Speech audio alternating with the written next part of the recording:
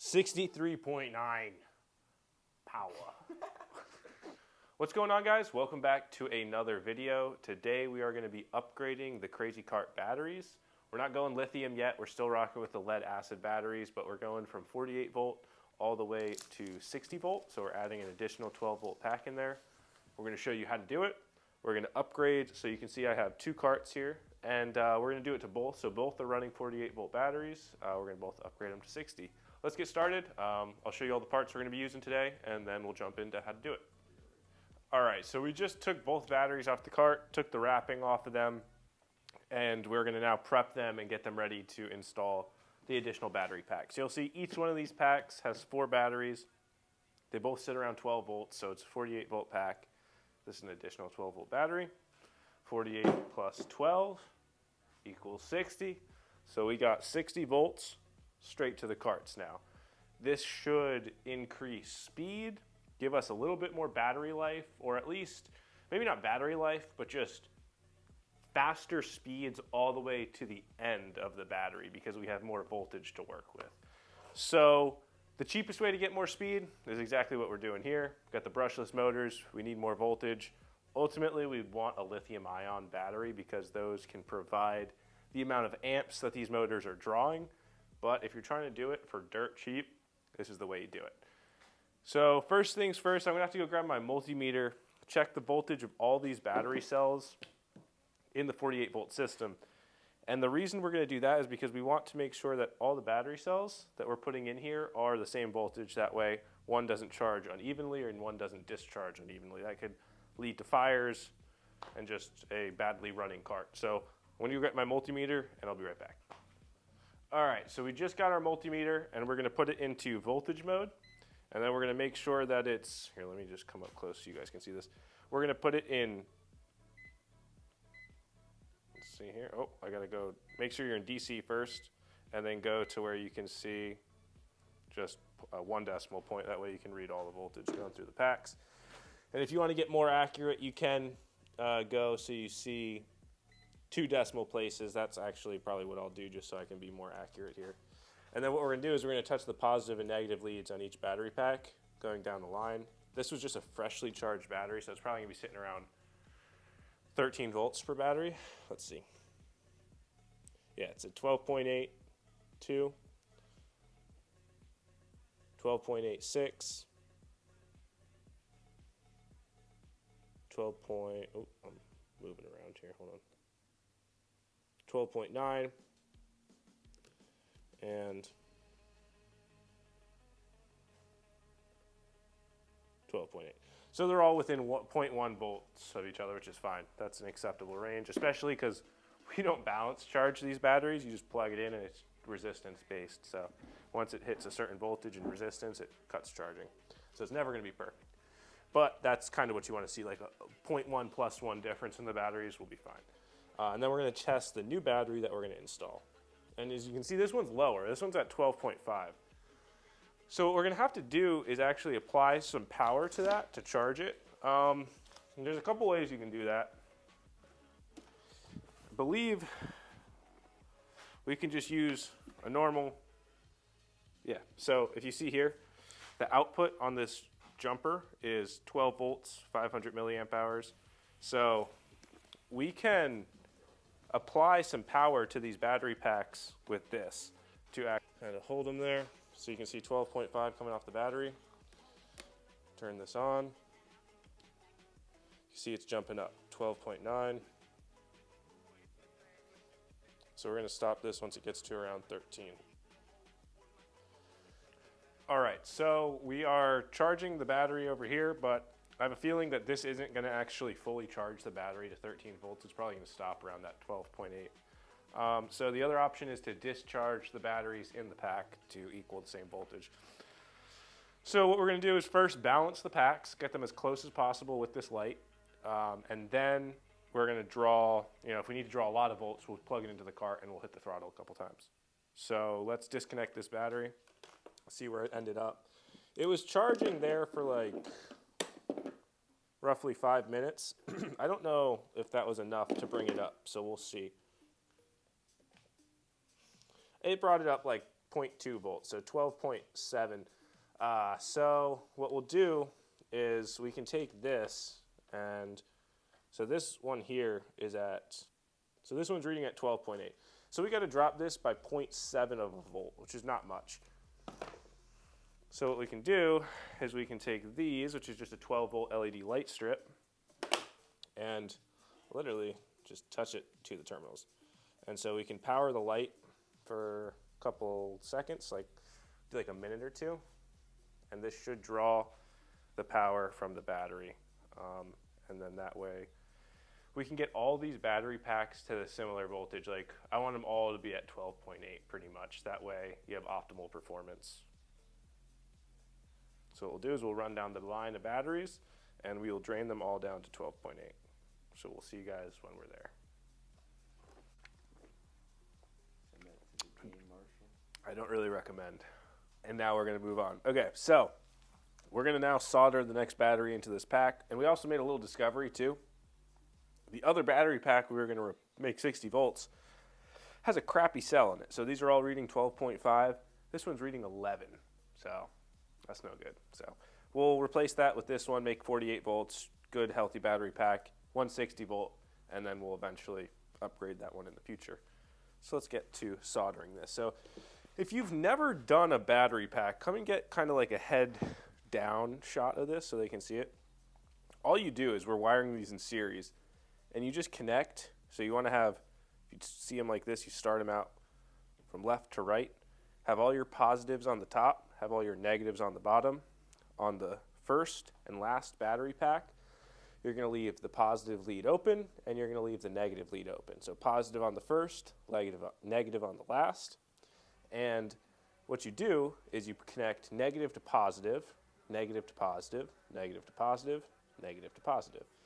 That wires the batteries into series, making it 60 volts. And yeah, that's pretty much how you do it. So let's get to soldering. If you've never soldered before, you always want to pre-tin the iron. Don't breathe this in. It's bound to give you cancer. And you just kind of pre-tin the terminals here. Give it a little bit of solder, a little bit of heat, and just like that. So the next thing we're going to do is take our wire that we're going to use to jump the battery together. And we're going to pre-tin this. So pre-tin both of these sides here.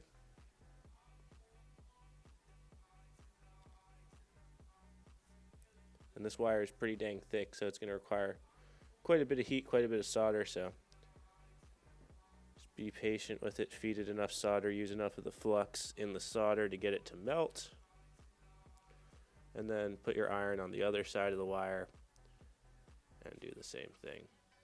And once you get the wire hot enough, you'll see the solder actually melt through from one side to the other, and you're good to move on to the other side of the wire. Cool. Okay, so that's good. I'm just going to open the garage just to get some airflow in here. Okay. Now we just got to desolder the old negative side, making it no longer 48 volts. Connect it over here.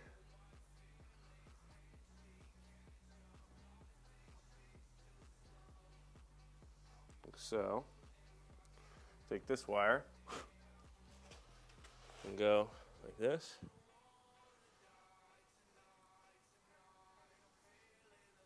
Hold it there for a second.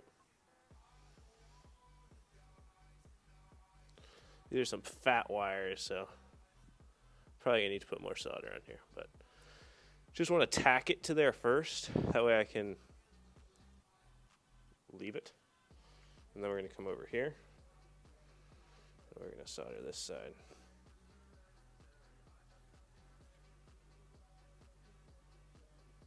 Boom, like that. And then we can 63.9 power. Cool. All right, so we're just gonna finish up the solder, make it look pretty here. And yeah, we're ready to ride. It's gonna be crazy.